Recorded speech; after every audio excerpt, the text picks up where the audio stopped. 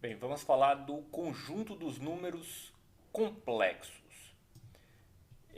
Eu vou fazer uma pequena introdução, um pequeno lembrete, uma revisão dos conjuntos numéricos em geral, tá? Lembrando, é apenas uma revisão. A gente não vai entrar em muitos detalhes a respeito disso, é basicamente uma justificativa de por que se criou esse conjunto dos números complexos e aproveitar que a gente está falando deles e explicar que não tem muita justificativa para eu ensinar isso a vocês. Tem sempre aquelas pessoas que perguntam: ah, para que eu vou usar isso? Onde isso serve? Vocês simplesmente não vão gostar desse assunto, pelo menos a grande maioria de vocês não vai gostar mesmo, tá? E a utilidade deste assunto é muito restrita, as pessoas normalmente não usam, vocês passaram a vida toda, provavelmente, né? Com exceção de um ou outro aí, passaram a vida toda sem tomar conhecimento desse assunto até agora. Devem ter resolvido várias equações do segundo grau, que quando o delta dava negativo, simplesmente dizia que não tinha resposta, não fazia mais nada, né? E não precisaram dele até agora, provavelmente não vão precisar depois em suas vidas corriqueiras. Com exceção de alguém que vai trabalhar especificamente em uma área da física, ou quem sabe em engenharia elétrica com problemas extremamente complexos, vocês não terão utilidade para este assunto. Com exceção, é claro, de que é um assunto que está nos parâmetros curriculares nacionais, está na ementa dos cursos de ensino médio, então, consequentemente, cai em vestibulares e possivelmente, cada vez mais, também cairá no Enem. Agora, uma questão prática associada a esse tipo de conteúdo é muito difícil. A principal utilidade que eu consigo ver neste conteúdo é quando nós formos trabalhar com resolução de equações polinomiais, que aí sim, apesar de vocês também não gostarem, o terceiro ano é mais um ano que vocês não gostam mesmo, né? Eu já tinha falado sobre isso. Apesar de vocês também não gostarem, possivelmente não gostarem de equações polinomiais, essas sim elas são bastante utilizadas, elas são úteis mesmo, embora muitos não vejam dessa forma. Então, em equações polinomiais, se vocês tiverem conhecimento de uma raiz complexa, aí vocês têm ferramentas para facilitar a decomposição, a resolução daquela equação. Mas voltando aqui para os números complexos, como eu estava dizendo, eu vou fazer uma pequena revisão do conjunto dos números numéricos, tá? Por que que a gente tem todos esses conjuntos? Então vamos lá. Olha só. Aí, ali no princípio, quando ninguém conhecia nada, a vida era maravilhosa, as pessoas não tinham problema, o que que se tinha? Você usava problemas de contagem simples, você contava pessoas, você contava animais. Então, quais os números que vocês precisam usar e gostam de usar normalmente, né? O 1, o 2, o 3, né? Uma pessoa, duas pessoas, três pessoas, uma ovelha, duas ovelhas, 10 ovelhas, um boi, enfim, vocês entenderam a lógica. O zero, obviamente, não foi uma coisa que apareceu assim, ó, desde o início, que era óbvio o significado do zero. Foi algo que surgiu depois, mas de qualquer forma a gente também hoje tem o hábito de usar o zero e diz que ele pertence ao conjunto dos números naturais. Conjunto dos números naturais. São esses números, são infinitos, como vocês já devem estar cansados de saber. São esses números aí que nós usamos para contagem em geral, tá bom? A propósito, alguns autores não consideram, alguns não vão considerar o zero um número natural, mas isso é irrelevante. Alguns começam do 1, outros começam do 0. A questão é que a gente usa esses números para uma contagem simples. Possivelmente, com o surgimento do comércio ou outros problemas, viu-se que esses números não eram suficientes para representar tudo o que você precisava. Então o que você fez? Você acrescentou os números negativos. Tem utilidade os números negativos? Tem. Por exemplo, se você está devendo alguma coisa, em vez de ficar escrevendo isso de várias formas, colocar um monte de informação lá, você simplesmente representa essa dívida como, por exemplo, menos 30. Né? Se você olha seu saldo no banco e está lá menos 500, significa que você está devendo para o banco 500 reais. Não é que você tem 500, você está devendo, ou seja, você tem que pagar. É uma informação com um simples sinal, você indica que em vez de um crédito ali, você tem uma dívida. Esse é um exemplo da utilidade dos números negativos, que eu acredito também não precisar justificar muito para vocês. Então, basicamente, se pegou esse conjunto aqui que a gente tinha e acrescentamos novos elementos, ó, tá? Também não vou fazer a reta aqui, entrar em todos aqueles detalhes que vocês já devem ter visto desde o primeiro ano e muito antes disso. Enfim, e aí você tem um conjunto que a gente costuma dizer que é maior, né? Que é o conjunto dos números inteiros, que a gente representa por aquele Z, essas letras assim estilizadas, né? Duplas. Enfim, conjunto dos números inteiros. Só uma observação aqui, embora não seja o objetivo desse vídeo, não se pode dizer que o conjunto dos números inteiros é maior do que o conjunto dos números naturais, tá? O conjunto dos números naturais, que é esse primeiro que a gente tinha visto, só desses números positivos aqui, ó, e o zero, ele está contido, ele está dentro do conjunto dos números inteiros. Mas quando a gente está falando de infinito, gente, as coisas não são tão simples assim. Não é que o conjunto dos números inteiros é maior não, tá? Porque a gente consegue estabelecer uma associação entre esses dois conjuntos como se eles fossem do mesmo tamanho, tá? Mas isso é outra história. Enfim, aí vocês também devem estar cansados de saber que nós não conseguimos fazer tudo o que precisamos apenas com esses dois conjuntos aí, né? Basicamente agora com o conjunto dos números inteiros, já que o conjunto dos números naturais está dentro deles. Então, não basta só ter números inteiros positivos e negativos, e o zero aqui, né? Eu vou precisar representar algumas quantidades, como por exemplo, se eu tiver uma pizza, aí eu tenho uma pizza, duas pizzas, três pizzas, mas geralmente uma pessoa não costuma comer uma pizza inteira se ela for grande. Você come um pedaço da pizza, meia pizza, né? Um pedaço ali, você dividiu a pizza em quatro, você comeu um pedaço em quatro, você comeu um quarto de pizza, tá? E qual é a cara desse conjunto? Esse é representado pelo conjunto dos números racionais, é um que também dessa forma dupla aí, ó. Tá? Aqui talvez fique com a letra mais bonitinha, que é o que vocês devem estar acostumados a ver, seria esse aqui.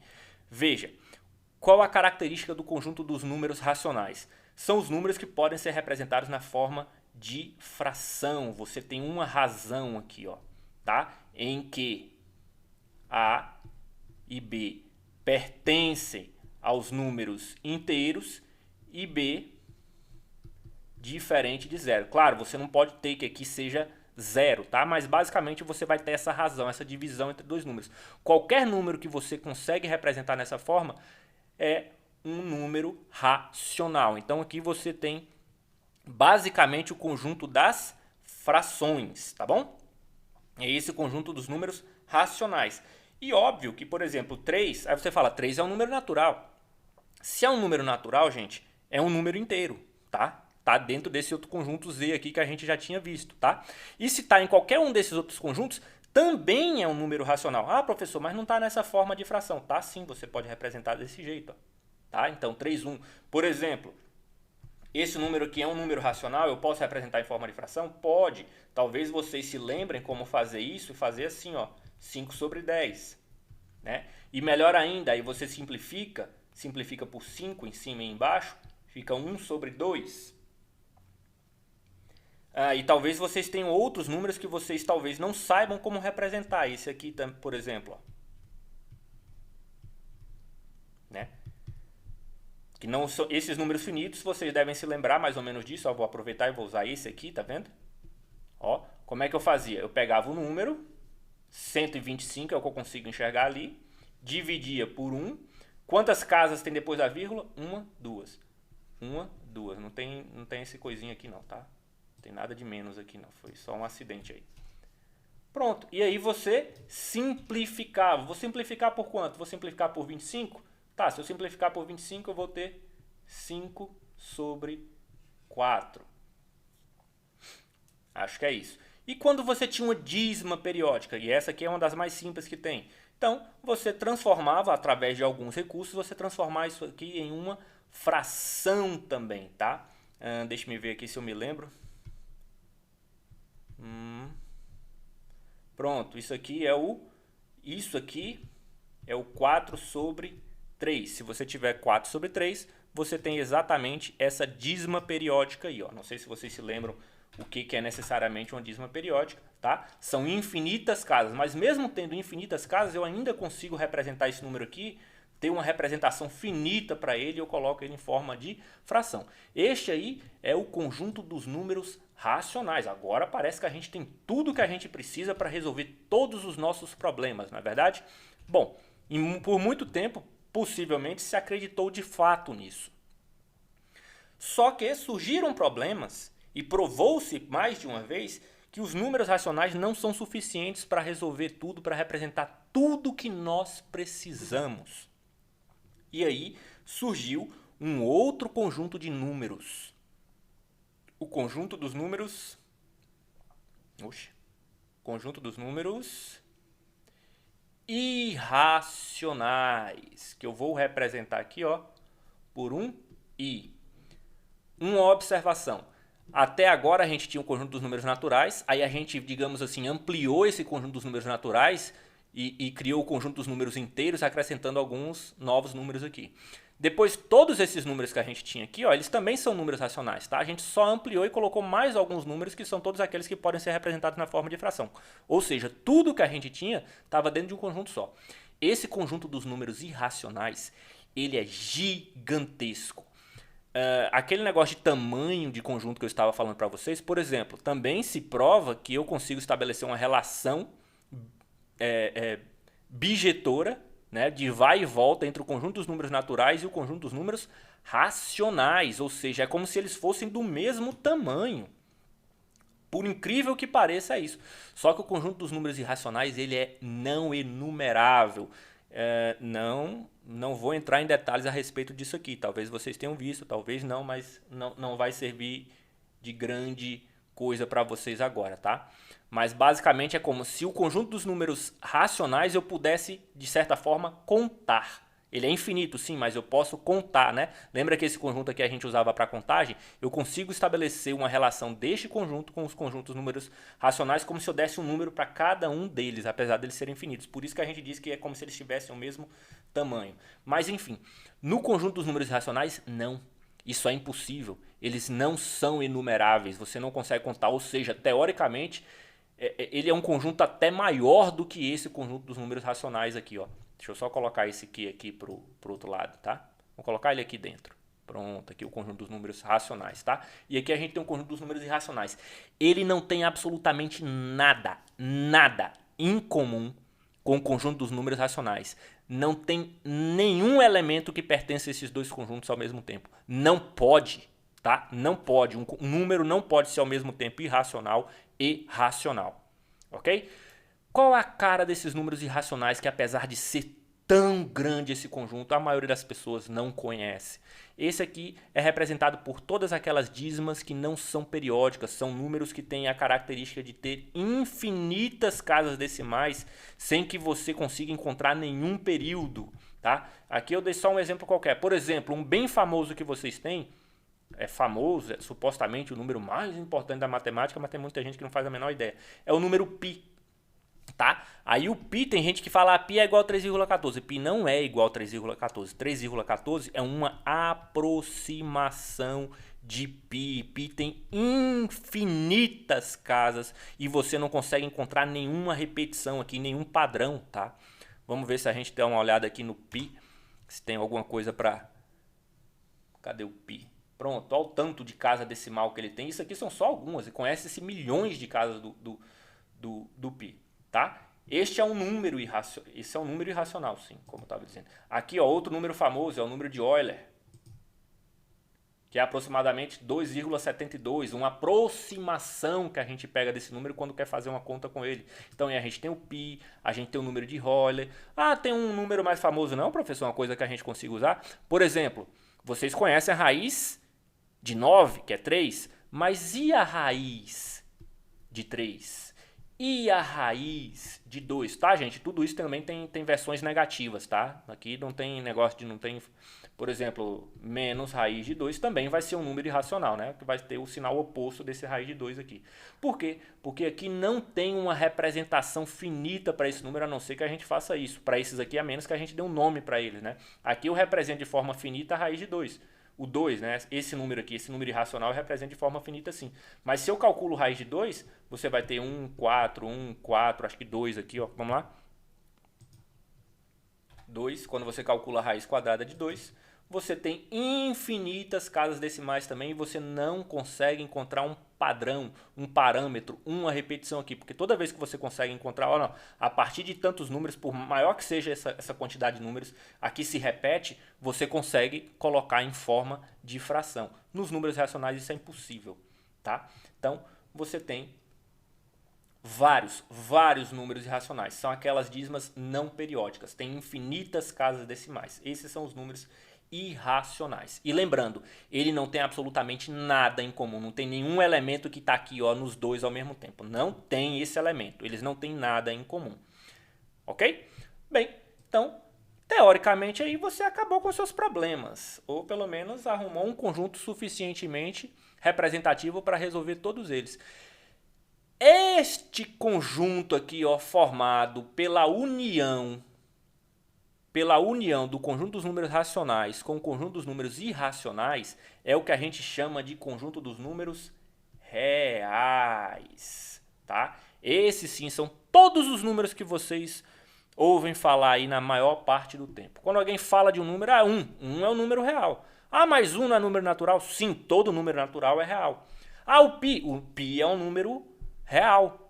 Ah, mas você não disse que o π é um número irracional? Todo número irracional vai estar dentro do conjunto dos números reais, tá? O conjunto dos números reais é formado pela união desses dois conjuntos aí, ó, o conjunto dos números racionais e o conjunto dos números irracionais. Você pega esses dois conjuntos e junta. Pronto. Aí você tem o conjunto dos números reais. Outra forma, inclusive, de representar isso aqui, que vocês talvez encontrem em algum lugar, é real menos que. Esse é o conjunto dos números. Você pode encontrar os números racionais representados dessa forma aqui, tá? Porque nem sempre usam esse izinho aí. Enfim. Bem, pessoal. Embora nós vamos ver isso em outro vídeo, a unidade imaginária, também acabou se descobrindo que o conjunto dos números reais não é suficiente para resolver todos os problemas. Felizmente, esses problemas não são problemas corriqueiros, né? E aí você criou um novo conjunto que, além dos números racionais, que era esse conjunto imenso aí que a gente tinha e parecia que resolvia tudo, você criou um novo conjunto chamado conjunto dos números complexos, que além de ter todos os números racionais, tem outros números com algumas características especiais. E para que? A gente vai ver a cara desse número complexo mais tarde. Esses aqui eu não preciso mostrar para vocês porque eu acabei de mostrar, né, alguns exemplos aqui, todos que vocês já conhecem. Aqui a gente viu alguns exemplos de números irracionais que muita gente deve ter esquecido e talvez nem conhecesse. E os números reais, os números reais, nada mais são do que a junção desses dois conjuntos. E agora, o conjunto dos números complexos. Qual a cara de um número complexo? Não sei, né? Para que vai servir os números complexos? Eles vão servir para algumas coisas. Entre elas, por exemplo, resolver problemas como esse aqui, ó. Ah, tá, deixa eu ver aqui. Em vez de... Vamos lá. Entre elas, resolver problemas de equação do segundo grau que não tem um delta maior ou igual a zero. Deixa eu ver. X ao quadrado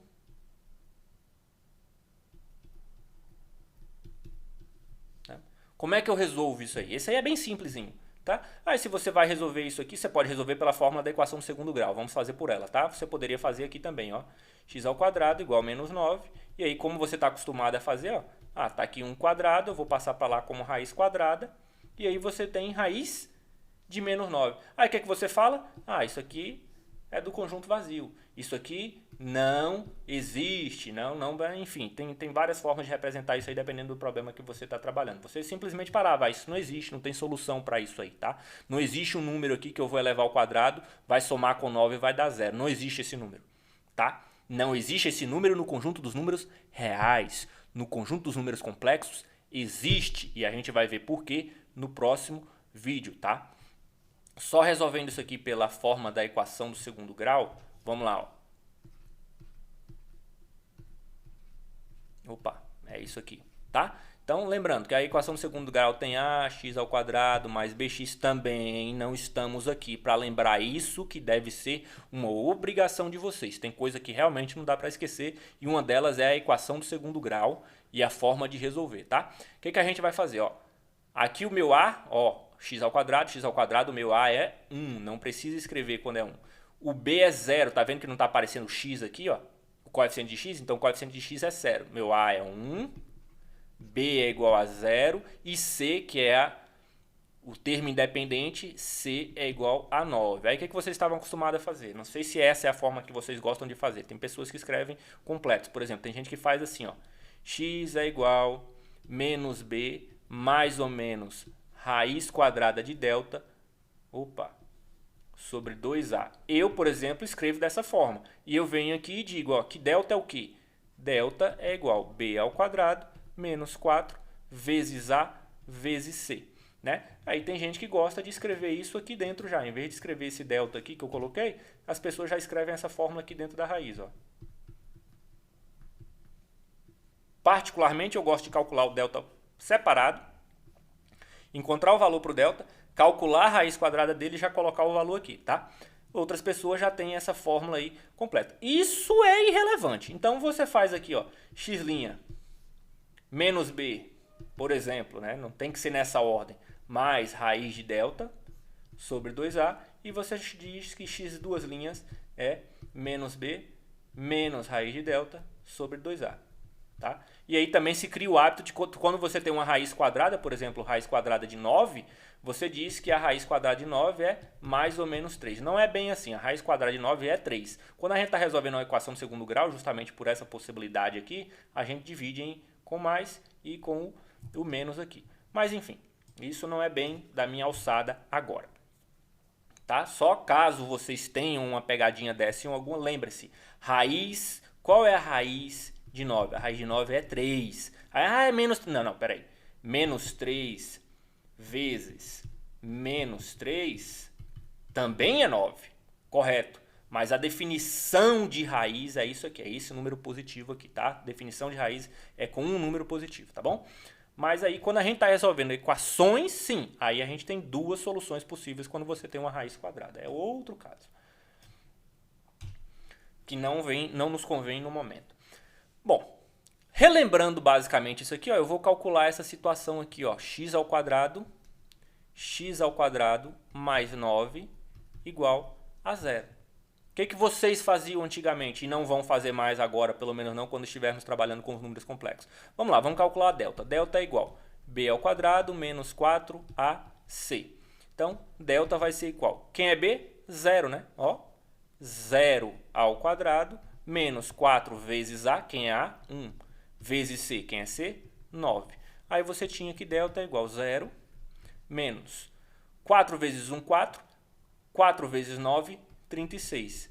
Delta é igual a menos 36. Quando você chegava aqui que delta era menos 36, ou se você usava a fórmula completa aqui, ó, menos b vai ser 0, né? Mais ou menos raiz de delta, quem é delta? Menos 36. Sobre 2a, 2 vezes 1, 2. Tá? E você tinha isso aqui, ó. Ah, isso aqui você não tem como resolver em R. Né? Não existe em R.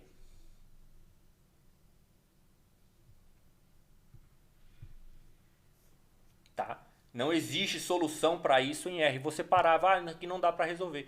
Para resolver esse tipo de problema, a gente vai ter agora a unidade imaginária, o conjunto dos números complexos, que nós vamos aprofundar na próxima aula, no próximo vídeo.